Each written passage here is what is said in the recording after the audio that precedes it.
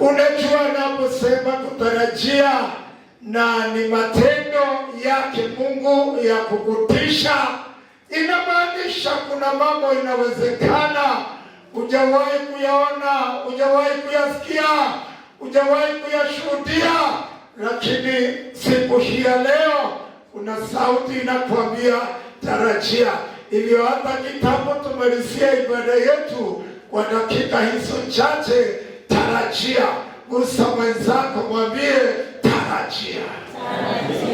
Ningeliomba tufunguliwe Biblia zetu katika mlango wa namba 37 wa kitabu cha Ezekieli.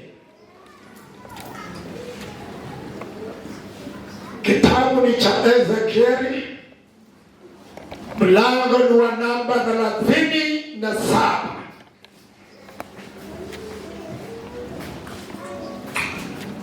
Katika ule mstari wa namba 1, naomba hata kama umeketi, hebu soma huo mstari. Neno la Mungu linasema aje? Mkono wa Bwana ulikuwa juu yangu, naye akanichukua nje katika roho ya Bwana, akaniweka chini katikati ya bonde, nalo lilikuwa limejaa mifupa. Hebu rudia tena mstari huo wa namba 1. Mkono wa Bwana ulikuwa juu yangu, naye akanichukua nje katika roho ya Bwana, akaniweka chini katikati ya bonde, nalo lilikuwa limejaa mifupa. Bonde lilikuwa limejaa nini? Bonde lilikuwa limejaa nini? Bonde lilikuwa limejaa nini? Mifupa.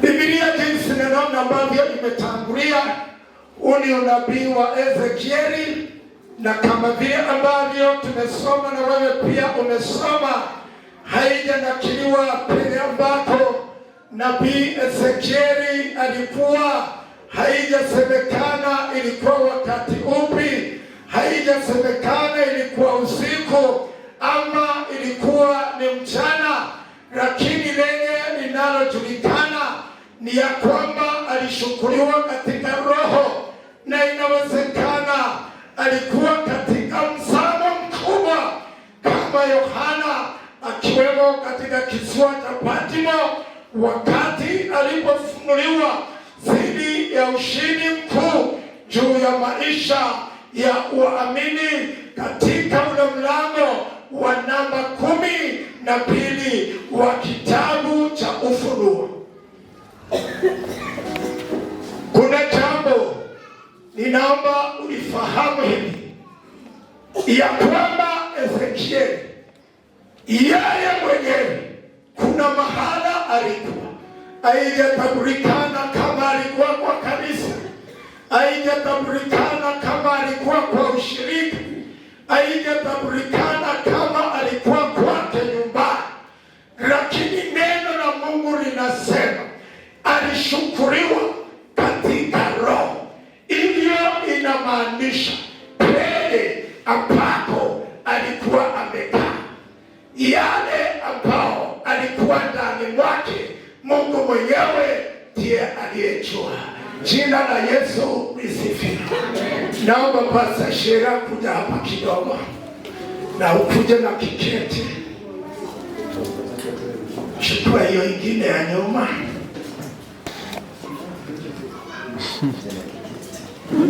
Nataka uone kwa huyu ni nabii Ezekieli, kama vile ambavyo tumesoma Biblia, na neno la Mungu limesema ya kwamba ni roho wa Mungu alikuja, na wakati roho wa Mungu alipokuja akampata Ezekieli katika maeneo yenye ambao alikuwa amekaa, na alipokuwa amekaa mahala pale akashukuriwa katika roho. Hebu sema vile nimesema, akashukuriwa katika roho.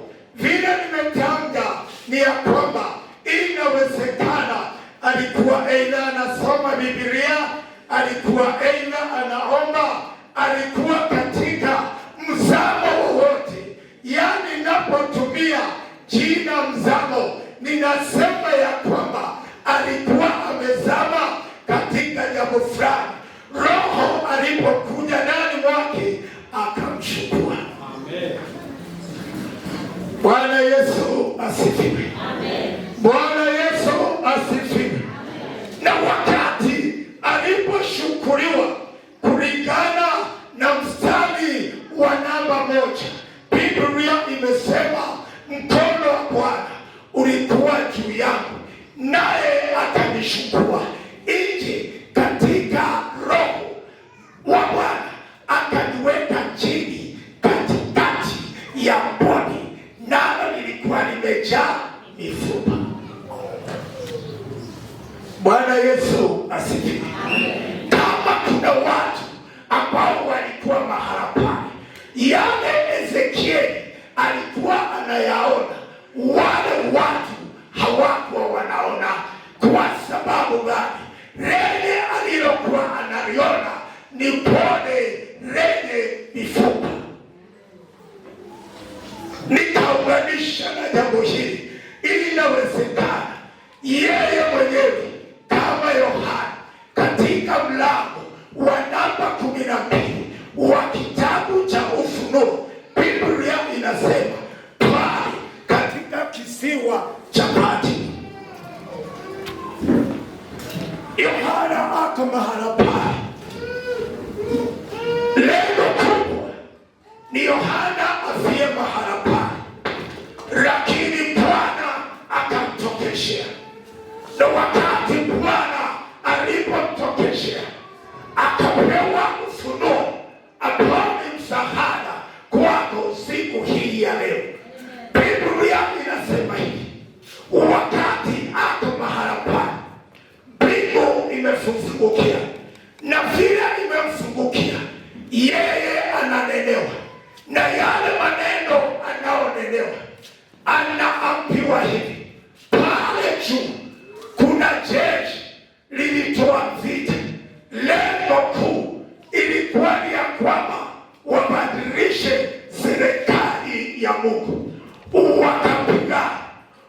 Wakapigana, wakawa wamepewa majina. Huyu ni Shetani, Ibilisi, yule nyoka wa zamani, pamoja na jeshi wake.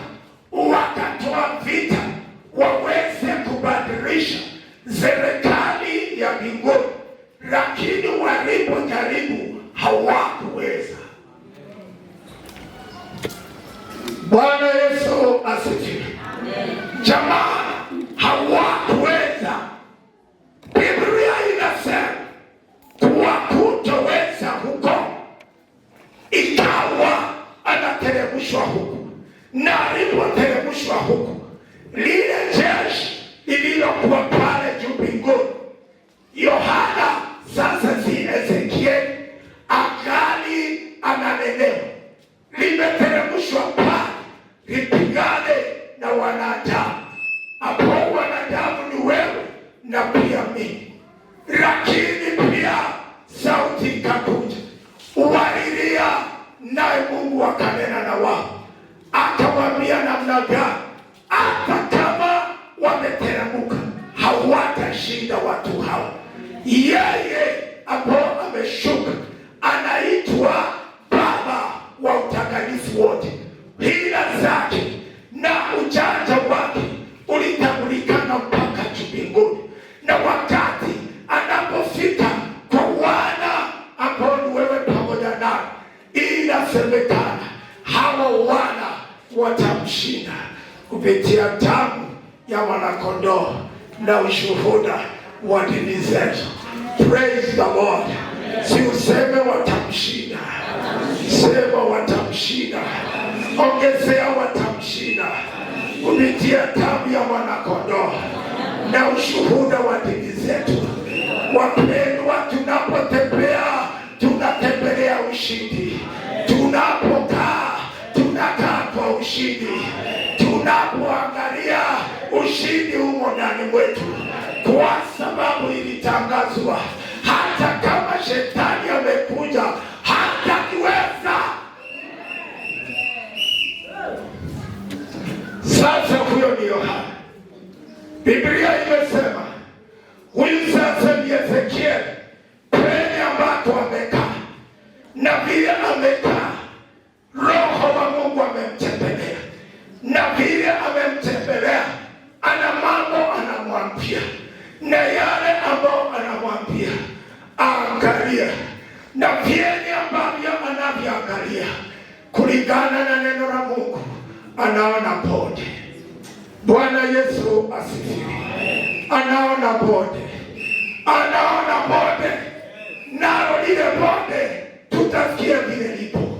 Biblia hapo chini inasema ya kwamba imejaa mafupa makavu.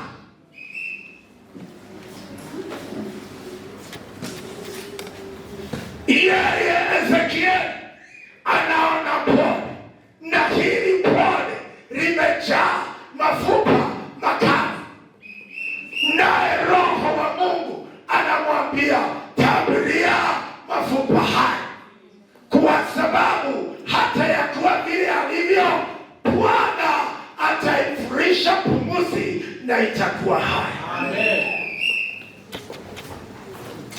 Bwana Yesu asifiwe. Wale wote waliokuwa wanatembea katika lile bonde waliona mafupa makavu. Wale wote waliokuwa mahala pale waliongea kuhusu mafupa makavu, lakini Ezekieli, Bwana anaweka maneno ya matumaini. Amen. Jamani, kanisa la Kristo, niko mahala hapa, Bwana Yesu analeta maneno ya matumaini katika kanisa siku hii ya leo. Wewe kuna vile unavyojiona, kuna vile watu wanavyokuona, lakini nabii ako na ushuhuda, uko na utofauti. Yeye katika ulimwengu wa kiroho vile anavyoangalia, anasema ya kwamba wewe mafupa utakuwa hai. Nataka nitangaze ya kwamba kuna mambo yamekufa na Bwana anasema yatakuwa hai. Ezekieli wakati amekaa hapo, Biblia inaniambia katika mstari wa namba 13, namba 13, haraka sana. Namba 30. Hebu sikia vile inavyosema, na unasaidie kusoma ukiwa mahala pale. Neno la Mungu linasemaje?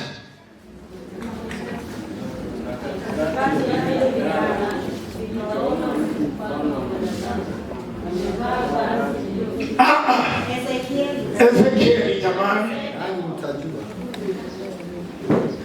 mtajua ya kuwa mimi ndimi Bwana nitakapoyafunua makaburi yenu na kuwatoa ninyi katika makaburi yenu, enyi watu wangu.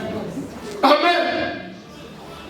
Sasa huyu ni Ezekieli, yeye mwenye ambao ameonyeshwa mafupa katika lile bonde, na neno la Mungu linasema kuna jambo Bwana analoliandaa ili watu hao wa Mungu wapate kumtambua Bwana. Weka mstari wa namba 15. Neno la Mungu linasema namna gani? Wakati yeye Bwana anapomfunulia, basi Bwana Mungu asema hivi, nitaupasua nami mtajua ya kuwa mimi ndimi Bwana nitakapoyafunua makaburi yenu na kuwatoa ninyi katika makaburi yenu, enyi watu wangu. Yale mwanadamu hawezi, Bwana anaweza. Ezekieli ananenewa na anaambiwa ya kwamba nyinyi mnaonisikiliza, vile mko kwa makaburi, matumaini yenu yako kwa makaburi, lakini mimi Bwana ninasema hivi, nitayafunua makaburi haya. Nasema hivi, penye tumaini lako lipo, Bwana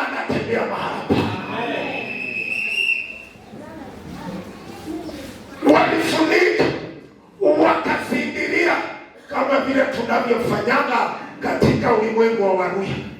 Tunapofika unaona watu wanatembea wakisingilia ile makaburi ili nafsi ile isitoke mahala pale. Lakini Ezekiel anaambiwa hivi, sio nyinyi Israeli, lakini mimi Mungu ndimi nitakalo ifanya jambo hili. Makaburi yale nitayafunua, makaburi yale nitayaondoa mchana, na wakati nitakapofanya hivyo mtajua ya kwamba mimi ni Bwana. Ninanenea mtu mahala hapa, kuna mahala tumaini lako limewekwa, na lile tumaini penye ambako limewekwa ulimwengu unasema haitawezekana, hata nawe unasema haitawezekana. Hayo mambo unasema haitawezekana, Bwana anasema ataweza. Bwana anasema ataweza. Bwana anasema ataweza. Bwana anasema ataweza. Jina la Yesu lisifiwe. Mstari wa namba 14. Haya inasemaje? Nami nitatia roho yangu ndani, nanyi mtaishi, nami nitawawekeni katika nchi yenu, nanyi mtajua ya kuwa mimi Bwana nimesema hayo na kuyatimiza, asema Bwana. Hebu rudia tena. Nami nitatia roho yangu ndani yenu, nanyi mtaishi, nami nitawawekeni katika nchi yenu, nanyi mtajua ya kuwa mimi ni Bwana nimesema hayo na kuyatimiza, asema Bwana. Hebu rudia hii sehemu, nami nitawawekeni katika nchi yenu. Rudia tu hapo.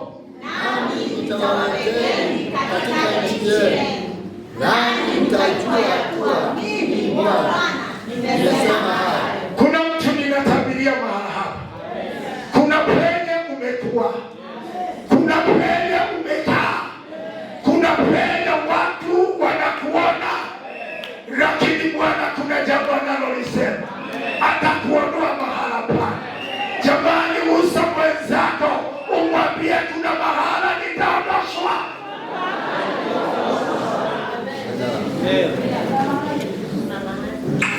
Atukuzwe Bwana Yesu. Kuna mahala watu wanatembea wakikuona, na katika mahala pale ni nchi ambayo haina matumaini, lakini leo hii katika ibada hii nawaletea ujumbe wa matumaini. Natangazia mtu mahala pale kuna mahala utaondolewa.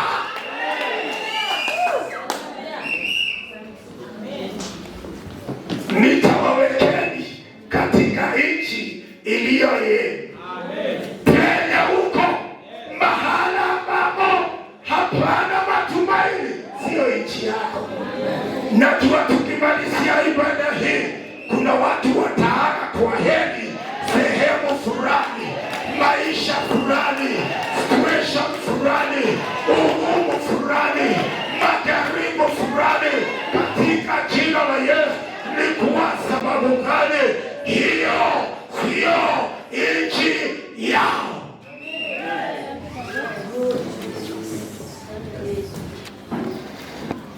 Bwana Yesu asifiwe. Najua kuna wengine Bwana atawabadilishia majina. Ulikuwa unaitwa hivi, ngojea kupewa jina lingine. Ni kwa sababu gani? Watu watakapokuangalia hawatakujua wala hawatakutambua. Ni kwa sababu gani? Umeondolewa katika nchi hiyo, umewekwa katika nchi iliyo yako. Bwana Yesu asifiwe. Nasema ninapoendelea, ngojea biashara yako, ngojea afya yako, ngojea nyumba yako, ngojea ploti yako, ngojea maisha yako, ngojea maisha ya watoto wako, ngojea maisha yako wewe mwenyewe, ngojea raha yako wewe mwenyewe. Ni kwa sababu gani? Utawekwa katika nchi iliyo yako.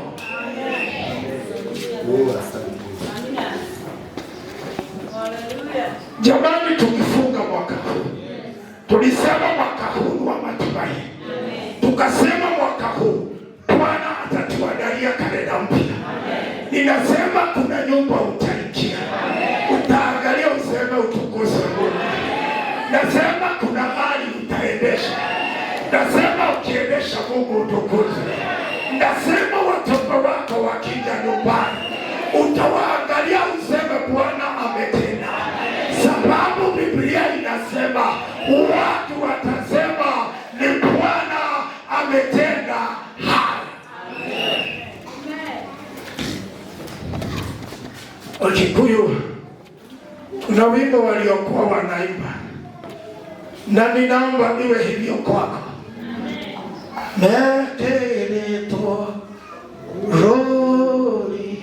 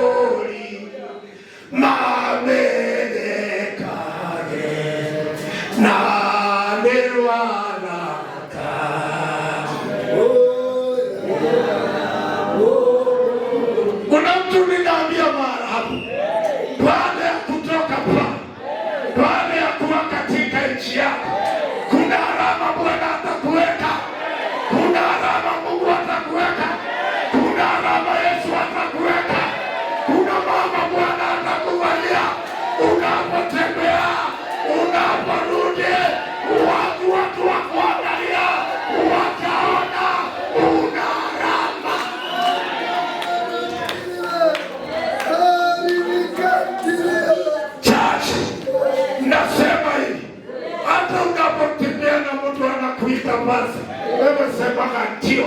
Hata kama wewe si pasa, sema ndio, sababu umewekwa alama.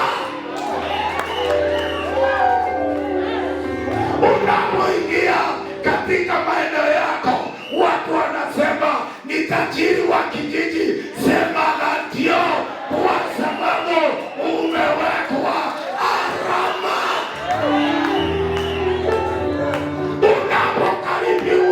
Watu wanakuita mheshimiwa, sema ndio. Ni kwa sababu gani? Umewekwa alama. Umefikiria tumetukanwa mara ngapi? Ya kwamba watoto wetu wanatukanwa, wake zetu wanatukanwa, waume wetu wanatukanwa. Tunaitwa familia masikini, tunaitwa waopaji. Lakini leo kuna ujumbe. Nasema kuna ujumbe. Nasema kuna ujumbe. Neno la Mungu linasema ya kwamba na nitawawekeni katika nchi iliyo yao. Nimekutoa katika hiyo sehemu. Kitambo tufunge mwaka huu. Ninakuweka katika hiyo nchi. Watu wa kuangalia, watu waangalie mke wako, watu waangalie mume wako, watu waangalie watoto wako, watu wakae wakiongea, watajaribu kuwaongea, watakasana kuwaongea, lakini Bwana atawanyamazisha.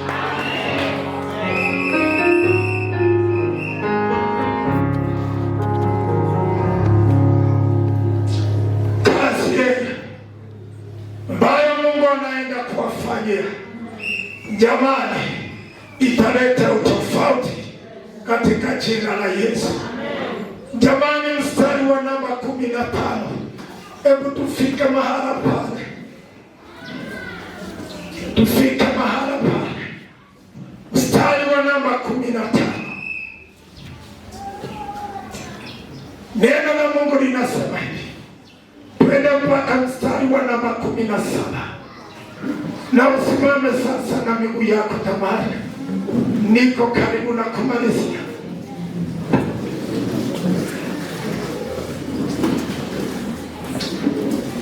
Soma tu pamoja nami. Neno la Bwana. 1, 2, 3. Neno la Bwana kanijia tena. Sema, songa mstari wa namba 16. Na wewe mwanadamu, kwa kijiti kimoja ukaandike juu yake kwa Yuda na kwa wana wa Israeli wenzake.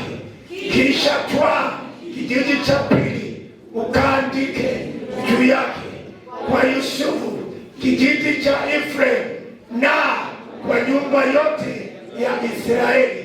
Hebu simamia hapo. Kuna ya Kikuyu iko hapo ndani.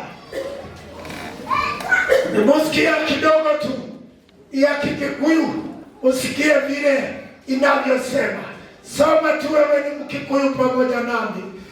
Oroa mondo oyaganaju kamote wadeka igoro yako gaka ne ka Juda na ado a Israeli alia makuruhanete nake nike woe nagaju kage kamote wadeka igoro yako aterere nagaju ka Efraimu kalia ka Yusufu na duade ado pa Israeli alia makuruhanete nake ugatoroga gitware twere.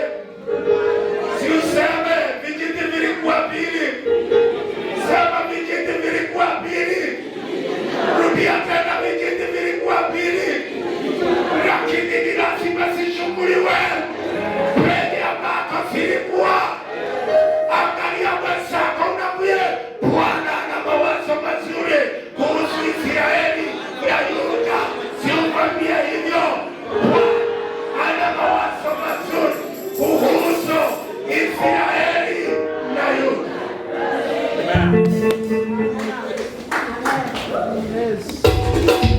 Katika Biblia yako inasema kwa hii moja ya Israeli uandike ufalme wa Yuda. Kwa hii ambao ni ya Israeli uandike ufalme wa Yuda. Lakini falme hizi zote zilikuwa zimetengana. But nabii anaambia chukua hii na ushukue hii. Na ninashukuru Mungu. Mstari huo mwingine kwa lugha ya Kikuyu, mstari wa namba 17. Inasema namna gani?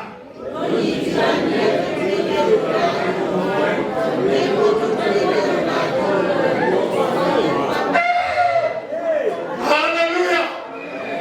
Ya kwamba shikamanisha yote katika mikononi mwako ili iwe kama kijiti kimoja.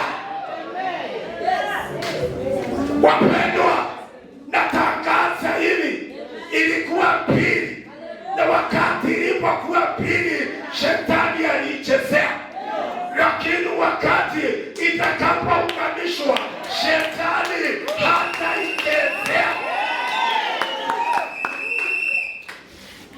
Natangaza hivi, matengano ambayo shetani ameweka ndani mwetu tunayaondoa. Si ndio hiyo?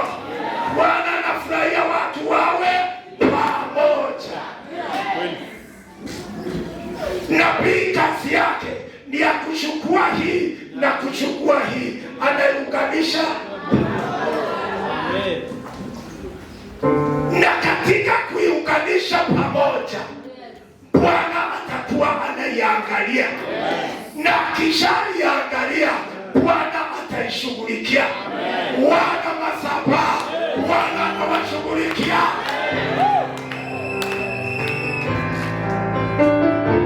Bwana Yesu. Kabla tuingie katika maombi, pia kitu chenye ambacho Mungu anachukia ni matengano. ni kuwa mbali na huyu, ni kuongeana ya huyu, ni kusemana ya huyu. Wacha hiyo, weka kando, tuwe kwa mkono wake. Macho ya Bwana haitachoka kukuangalia. Atukuzwe Bwana Yesu.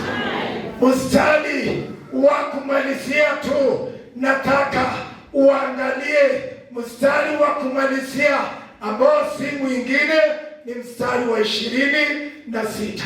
Weka 26.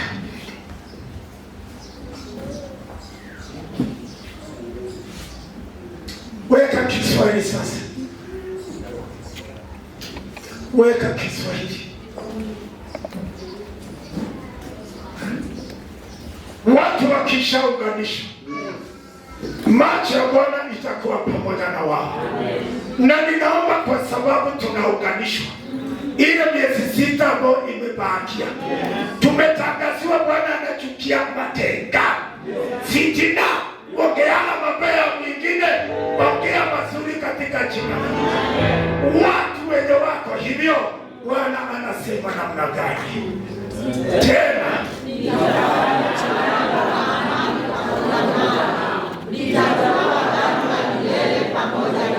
nitafanya. Bwana anasema atafanya. Ambia mwenzako, Bwana anasema atafanya. Na haya ni mambo Bwana anayoyaongea.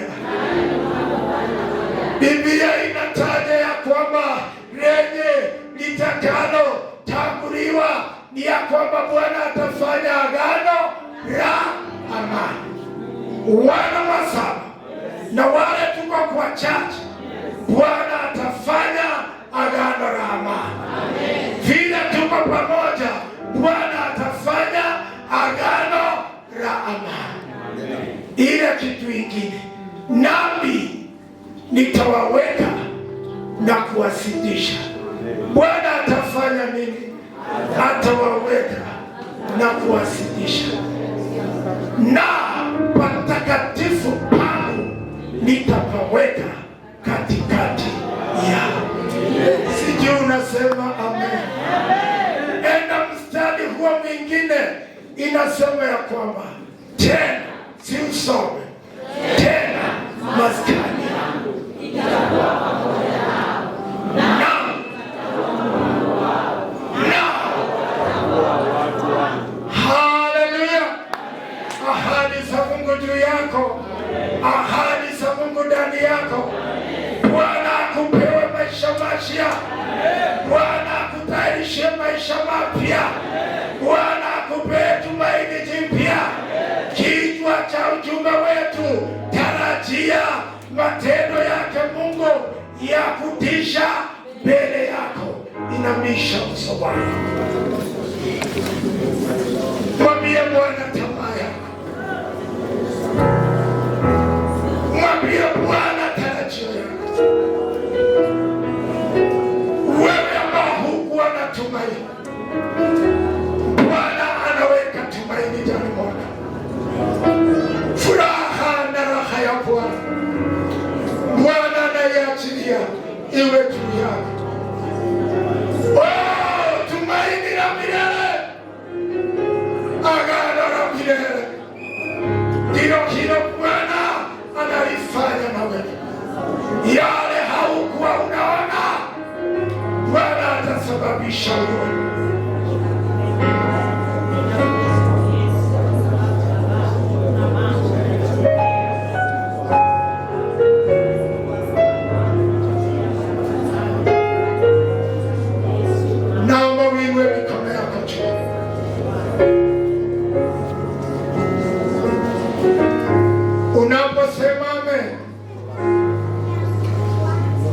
Unapokea matarajio yako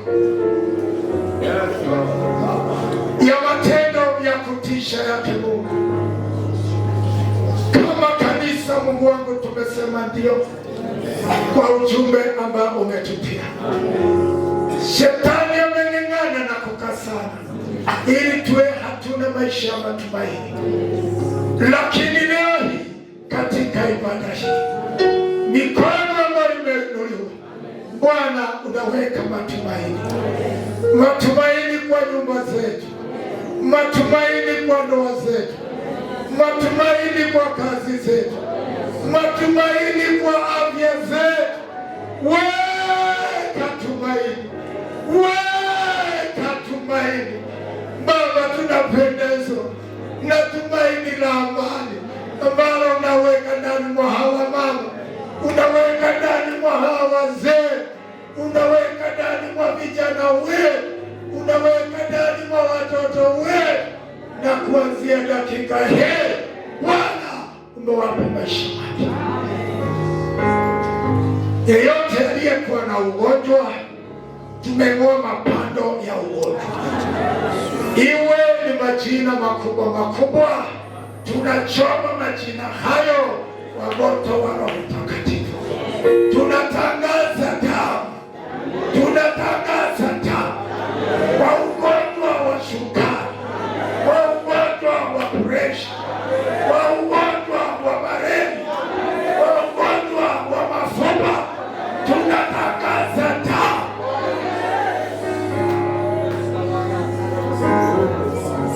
Bwana anasema kuna watu wanapokea uponyaji.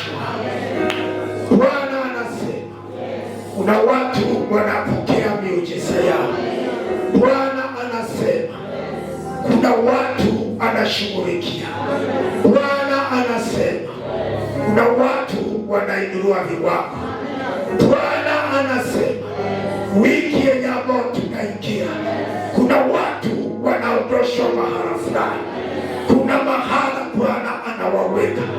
Pokea ushuhuda, pokea ushuhuda, pokea ushuhuda katika jina la Baba na